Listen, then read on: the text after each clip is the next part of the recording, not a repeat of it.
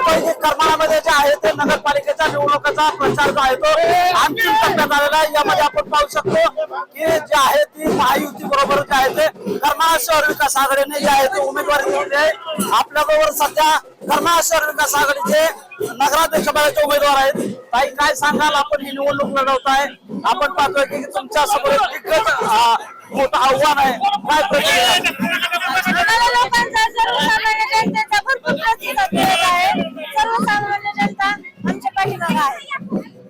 काय सरकार आपले जे शहरातील नागरिक आहेत त्यांना काय आव्हान, काय तुम्ही वचननामा दिलाय? शहरातल्या सर्व नागरिकांना आम्ही करमाळा शहर स्वच्छ सुंदर बनवण्यासाठी आपण पाहतोय की माजी नगरसेवक जे राहिलेले आहेत त्यांनी देखील अनेक दिवसांपासून यामध्ये जे आहे ते लढत दिली होती। काय सांगाल, काल देखील आपल्या विरोधात मोठमोठ्या सभा झाल्या, यामध्ये खासदार असतील, पालकमंत्री असतील, यांच्या सभा झाल्या। कशा पद्धतीने आव्हान तुमच्या समोर आहे?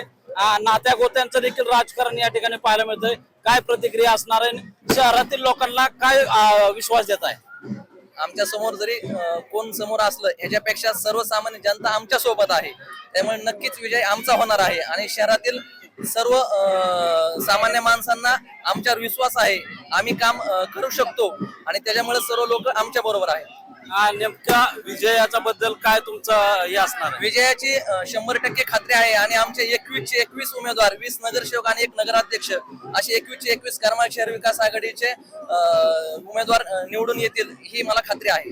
नक्कीच या ठिकाणी जे पाहतोय आपण, जे आहे ते दिग्गज जे आहे ते दिग्गज पार्ट्यांच्या समोर असताना करमाळा शहर विकास आघाडीला जे आहे ते हा विजय जो आहे ते त्यांचा असून सामान्य जनता जे आहे ते आमच्या बरोबर असल्यामुळं निश्चित आमचा विजय हा पक्का असल्याची प्रतिक्रिया जी आहे ती यावेळी जे आहे ते नगराध्यक्ष पदाचे उमेदवार यांनी यावेळी बोलताना दिली आहे। शीतल कुमार मोठे, TV9 मराठी, करमाळा, सोलापूर।